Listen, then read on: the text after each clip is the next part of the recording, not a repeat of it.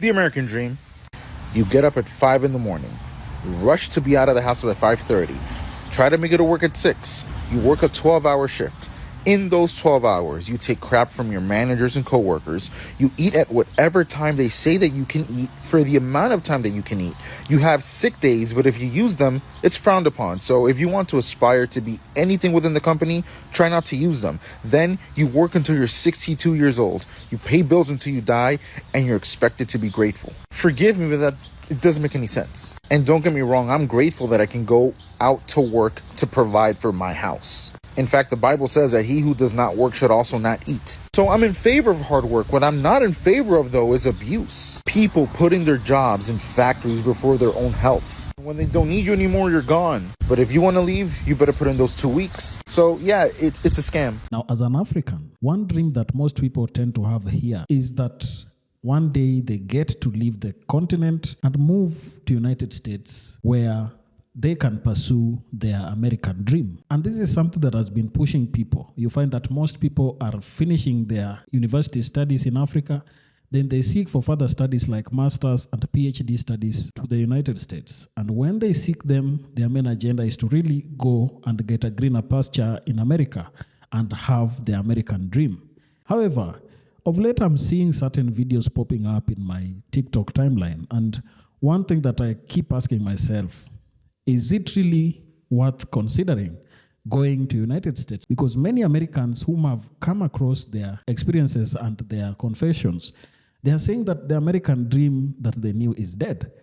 Now, before I say anything on this issue, I want us to watch this clip where different people are talking about their experience and their opinion with regards to the achievement of their American dream. And one thing that is common here is that it is becoming very difficult nowadays to achieve this American dream. And if it is becoming difficult for Americans themselves, can Africans come and achieve it?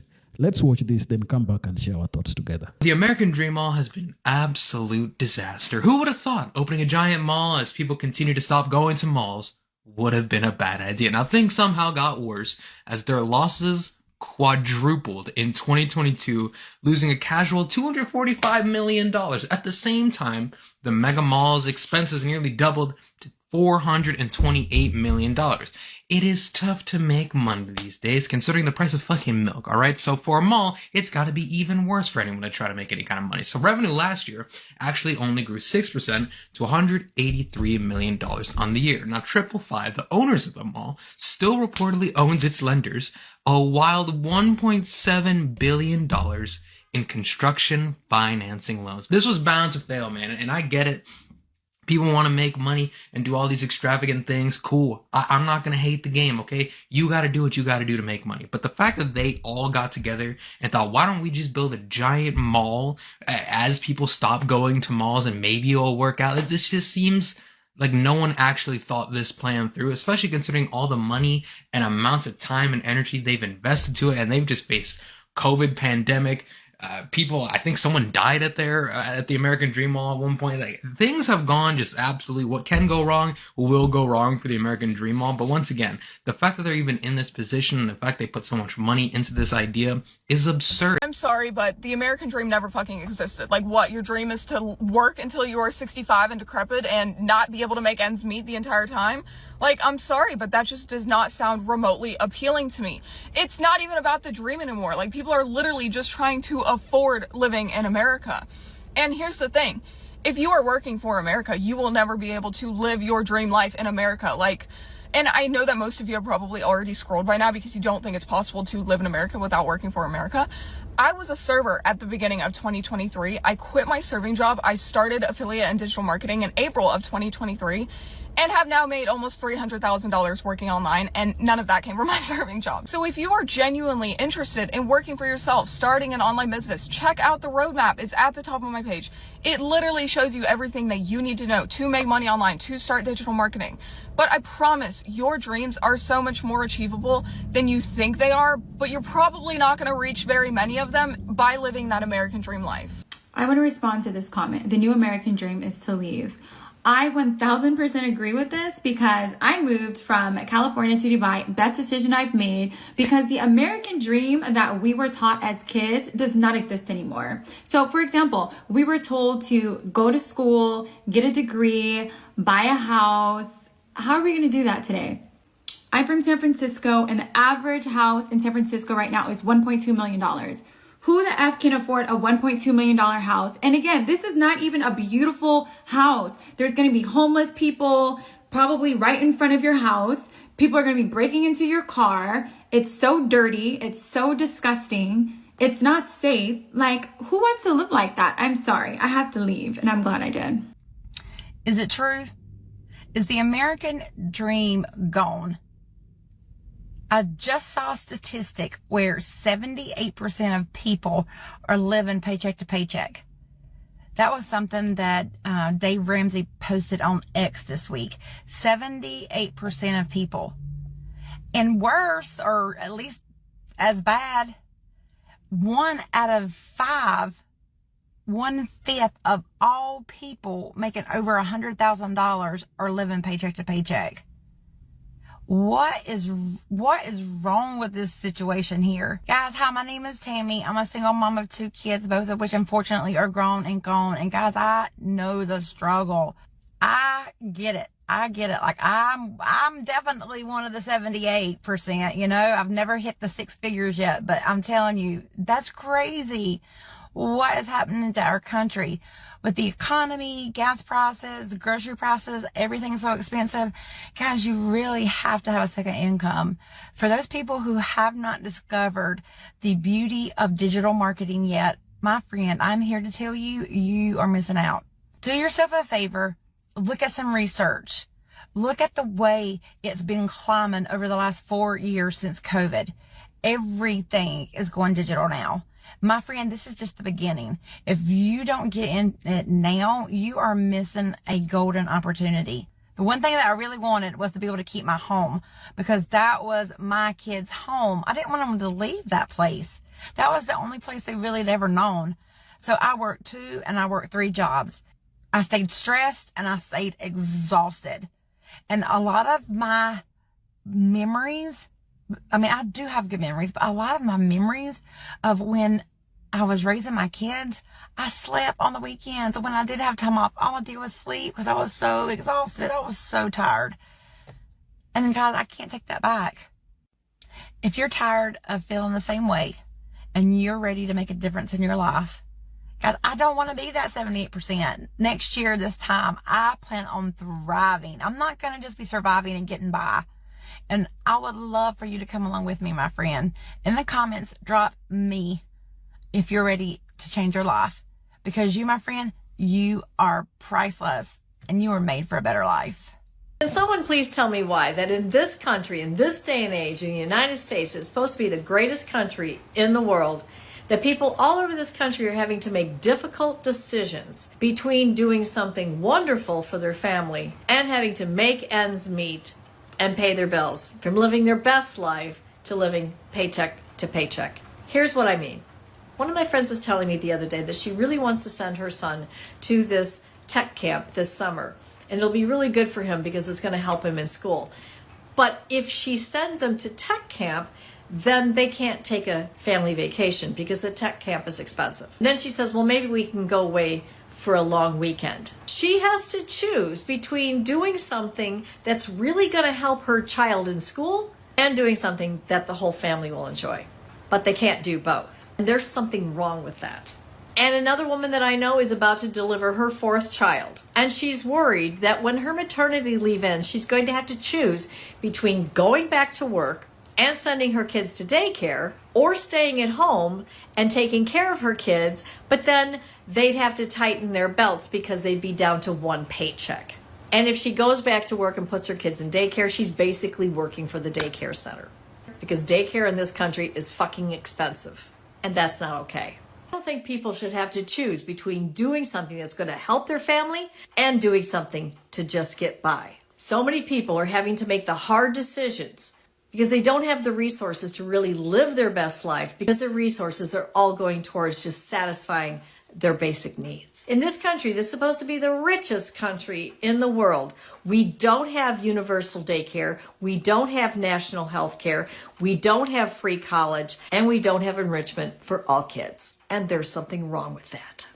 If you feel the same way, then let me know what you think in the comments. Can somebody explain to me in crayon eating terms why I make over 3 times the federal minimum wage and I cannot afford to live? I know he kind of answered the question himself in his own video, but I want to highlight one thing he briefly mentioned and talk about it, which is that the American dream is dead. Yes, the traditional American dream, which is like doing better than your parents and being able to provide a lot for your family, is dead, or at least it's changed. Because there are many of us that are well aware that we will never be able to make as much money as our parents did. And I think my mother, who is a boomer and benefited directly from the system in place, said it best when she once said, roughly, that the American dream has changed. It's become very apparent to everyone that in this economy, Gen Z, millennials, and some Gen Xers, many of us will not be able to do better than our parents. We won't even be able to do as well as our parents. And now the American dream has become just being able to get by, being able to maybe afford a house at some point,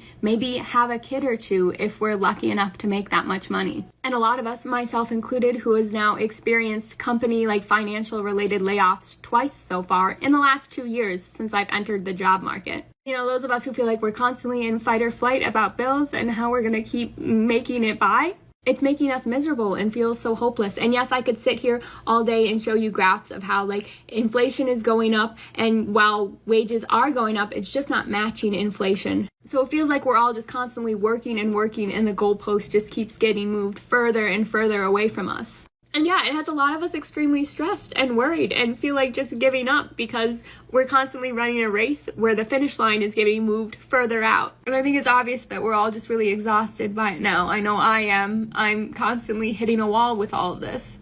And a lot of us have to wake up every day blatantly knowing we will never do as well as our parents did. And we just have to try to make it, you know, somewhat close to that. I'm sorry. My dad passed away several years ago on this date. So I'm just thinking about him, and sometimes I feel like he'd be proud of me, but sometimes I feel like he'd be very disappointed. But he was also an extremely intelligent businessman with multiple degrees, so I think he, more than anyone, would really understand what we're all feeling right now. We moved to England because my baby and I missed a mass shooting by 5 minutes. It was almost exactly a year ago. I was taking him into Manhattan. We lived in Brooklyn at the time. And we got on the train and it stalled and the conductor came on, and turned out some guy got on the train ahead and started raining bullets down and shot 30 people. Miraculously, nobody died. And if we'd been on time, I would have been on that train with my infant. And I know it's special. Americans deal with this all the time, every day, to like horrific ends. But I came home that day and I looked at my husband and I said, you have British citizenship and I think it's time to leave. Now, I learned when I was 12 that, you know, when Columbine happened, that someone might want to come into my school and shoot me, and I've known that every day since. But truly, my American dream is for my kid to not have to know that. I mean, we've left behind our families for this.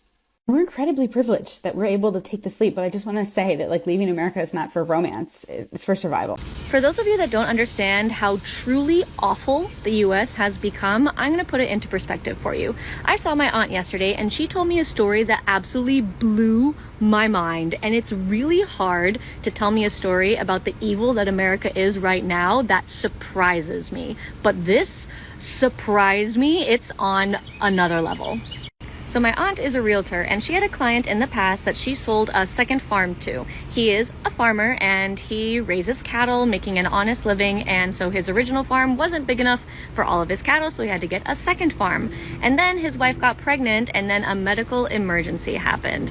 So basically, the baby was born extremely prematurely, and the wife almost died, but that's a separate issue.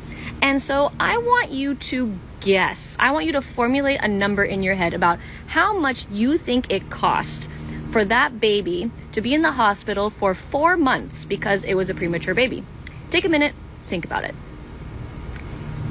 $900,000.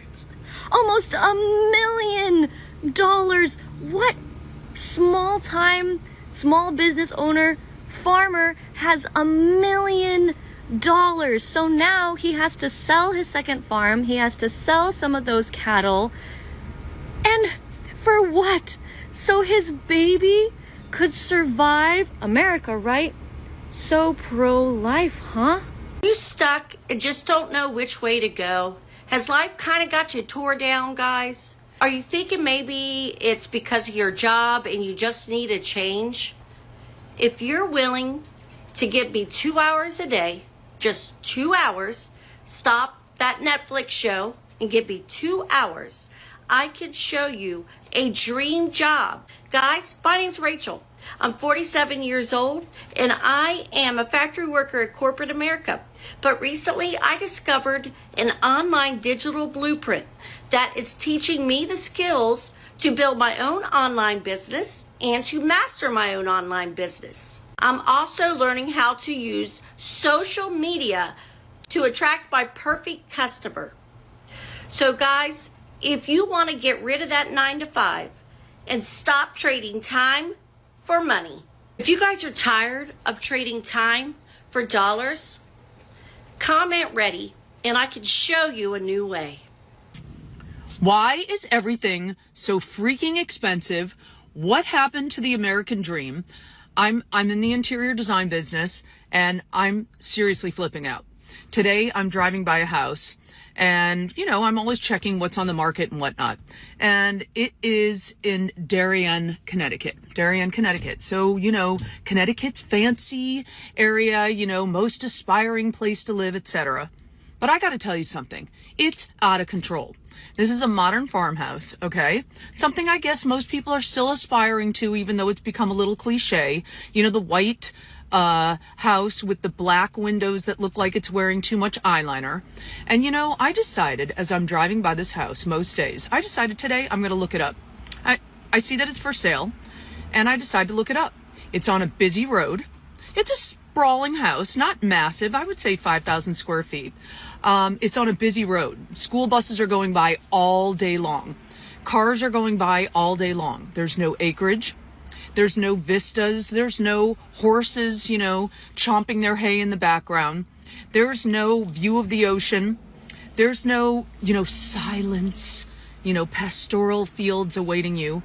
It's pretty much a basic house. A nice house, but a basic house.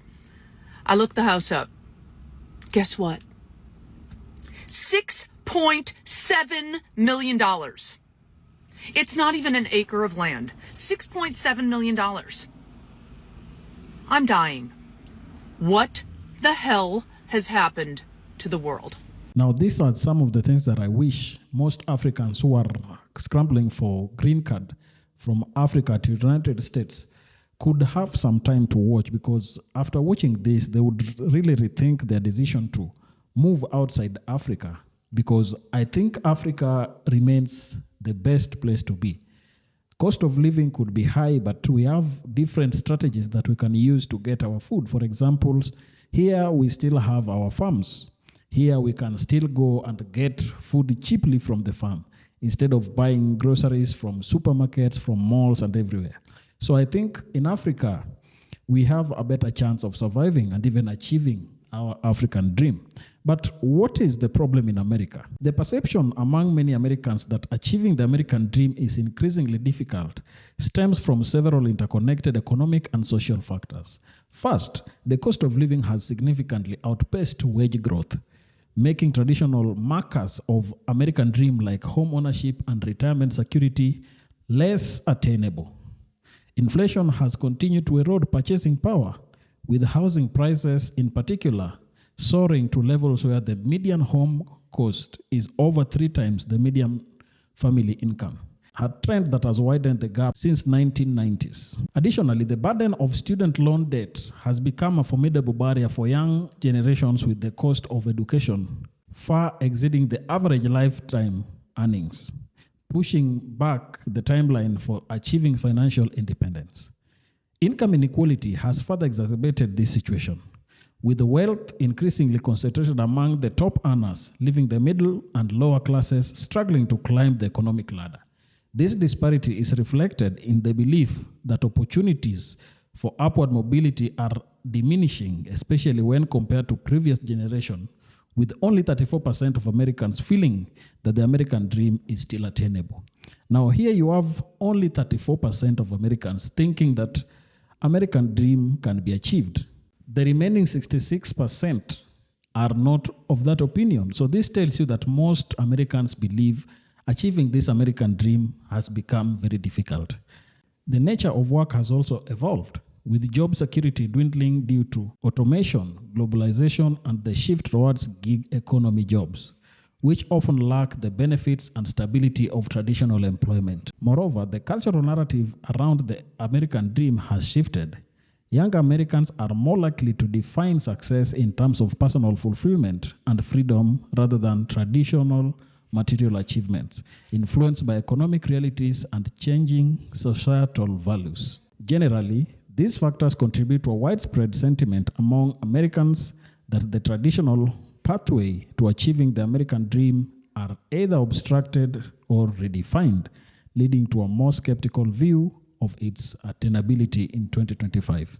So that defines how everything seems to be right now. And I think it is quite disheartening to listen to some of the horrific stories that people are giving out.